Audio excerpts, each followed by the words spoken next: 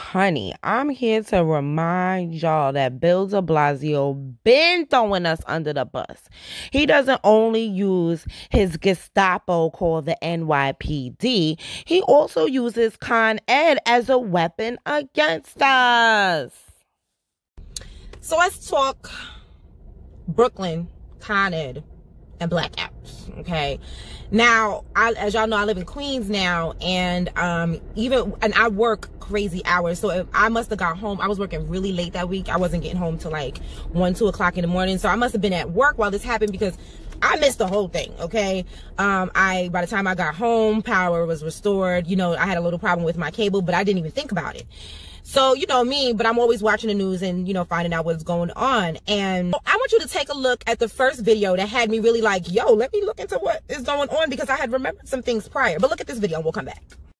So now what we're hearing is that Con Edison purposely turned off the lights in this neighborhood to prevent a bigger outage. What do you guys think about that? Why this neighborhood? Oh, really? I didn't even know that. What do you think about that? I'm upset. I'm not quite sure what it is they're trying to accomplish. I mean, so we're supposed to suffer while we are the lesser of the people? I don't understand. I'm trying to understand this because, first of all, like I said, we're not safe.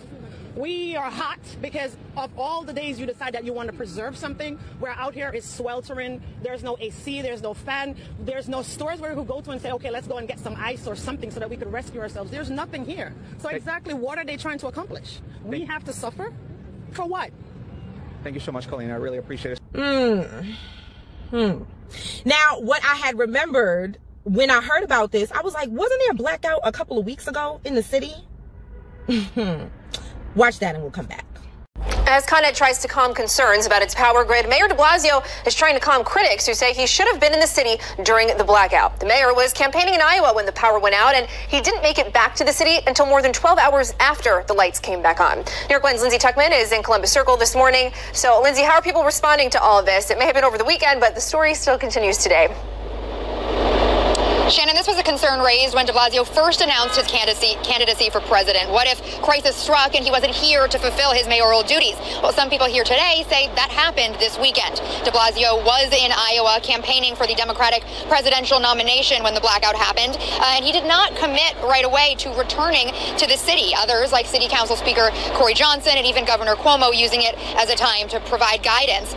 So here's the breakdown a bit. When the power went out at 6:47 p.m., de Blasio was in Waterloo, Iowa, about 1,000 miles away from here. He did phone in for interviews and advisement, saying he would adjust his schedule as more information rolled in. The mayor did eventually decide to return to the city, but being so far away, he was more than 4 hours driving distance from the nearest airport. He left Waterloo around 9 p.m. and drove to Chicago, where he spent the night, and then he made an appearance on CNN the next morning to discuss the blackout, then finally flew home and arrived around 12:30 yesterday. By the time de Blasio returned, though, the power was back on, but he had to utilize some of his time to defend himself, saying because of modern technology and reliable colleagues, he was able to govern from afar. Some people here today question that. Others have mixed opinions. I was here for the 77 blackout, and that very quickly became a huge emergency that no one could really foresee. So it was unsettling to think that our leadership maybe wasn't in place right away. If he's going to travel, you're not going to predict these things, so everyone has a right to travel. Not that I'm a fan of de Blasio at all, but, you know, got to be fair. Now, it's not clear when de Blasio's next campaign trip is scheduled for, but in the meantime, he is now in the city and calling for a full investigation into the blackout. So it looks like de Blasio was in hot water from the blackout, you know, the first blackout, which was early July. And then when the second one came, he sacrificed our neighborhoods for the ones that were upset about him being in Iowa for the first blackout. Interesting. So let's study de Blasio. De Blasio ran on the platform of ending stop and frisk, and we were on board with that. You know, he promised and he did complete that. But we talked about axiological relationships, and I want you to see that, and I think we pretty much have already figured this out, but let's break it down, that he ended stop and frisk because that was beneficial, because that directly affects his child. But I also want you to keep in mind how much resistance he received. I mean, downright defiance from the NYPD. Like, they like turned their back on him and everything. So he did, you know, face a lot of opposition I guess within his own community, the political communities and things like that, his own opposition for ending stop and frisk. But that has been the end of his relationship with black people. Gentrification is like in overdrive under him, and I don't believe that that's an accident. You know, it's part of the reason why I really don't respect the democratic process anymore, because I don't see how it ever benefits black people. You know, it's like every time we get something, they turn around and slit our throats with it. You know what I'm saying? So yeah, we ended stop and frisk, but you allowing Palantanio or whatever his name is in Staten Island to like get off. This is all happening under you. Like, how many cops, how many, like, I don't, you know, I've often read your comments, you guys' comments, you know, y'all saying like, oh, you know, you should run, sis. No, I'm not into making deals with the devil.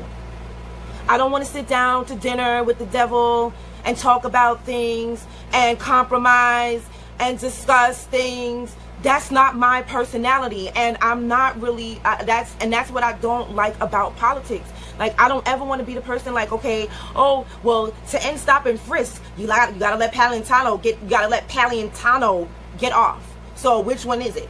You gotta choose. Okay, well, I choose stop and frisk. I would be terrible. Like, I can't live with those consequences, and people that can, I mean, you know, do what you gotta do. I can't live with that shit. I don't want to sit down and eat and negotiate with the devil. Can we overthrow the devil? All right, to wrap all of this up. Okay, so de Blasio is really trying to be taken seriously as a presidential candidate.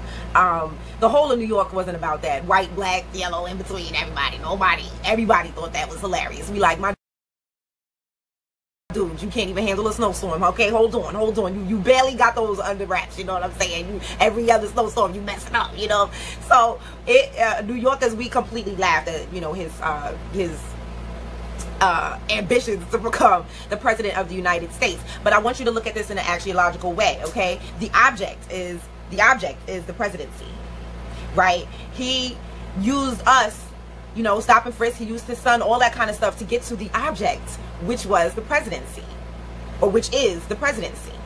So now he's not being taken seriously. He went away and he messed up the blackout in the city. You know, this is his way to make deals with the devil. Okay, and be like, you know what, let me show you how much you guys care, you know, how much you guys mean to me. You know what I'm saying? Well, I'm gonna make sure, because he said he was gonna do a full investigation to what happened, right? So let's assume that he knows what happened the first time. So they know what happened the first time. So they're like, okay, so to keep this from happening a second time, take these houses out over here, take the black communities out. I mean, they're gonna vote for me anyway because I stopped stop and frisk. You know, I'm gonna go with them, or they're gonna roll with me, or they're not. So he's really trying to, you know, pander for that New York vote, which, dude, like I said, have a seat. Get them snowstorms together, okay? And all of a sudden, everything blinked, and then it stopped, and then it blinked again, and everything went out. The power had just come back on in this South Jamaica, Queens neighborhood after the heat wave left many in the dark. Then, last night's storm knocked the lights back out again. But they need to fix their power grid. Everything was restored by about 2 o'clock this morning. There are hundreds who live along Hawthorne Street near Nostrand Avenue in Crown Heights. We need light. We need everything back right now. They have to do something for us. This block was taken offline during the heat wave by Con Edison to prevent more damage from failing equipment. But neighbors say the utility has only so far restored low voltage and claimed the whole problem has been resolved. All the while, most apartments around here still aren't getting enough juice to properly run air conditioners or elevators. The AC was just like, you know, when you blow that little thing, so you're not even feeling it. Because of the low voltage? Yes. Even the refrigerator, too, is a low voltage. Wait, what I want everybody to understand that's not living in New York, I saw a tweet talking about how these are poor black neighborhoods. Hold up, okay? All right, hold up. These neighborhoods in Brooklyn, Queens, you're talking about got $500,000 homes. These are not poor neighborhoods. Now, we got some projects sprinkled in there, and we do have some low-income communities, but don't sit there and spread that butter all across those neighborhoods that they set for blackouts. Some of those have $1 million homes, $500,000 homes, and better, okay? $500,000 one-family dollar homes, okay? And better. Okay, and yes, these are communities that have a lot of black people in them. There are black people owning these homes, black people that they want to push out so they can bring somebody else into these $500,000 and better dollar homes. So whoever wrote that tweet, Miss whatever your name is, get that straight. These are not all poor communities. These are middle class and upper middle class communities when these houses cost $500,000 and better. I talked to the owner of Affordable Furniture, and he feels as passionately as I do about getting our warriors, male and female, out of jail that have been arrested during these protests. So come down to Affordable Furniture. They have mattresses, bed sets, living room sets, dining room sets, all from the super luxurious to the super affordable. And mattresses, TVs, anything you need. And a percentage of the proceeds will go to the bail fund that I'm trying to get together for Jason Black, who is donating his own money. So I'm trying to add to that to get our brothers and sisters out of jail.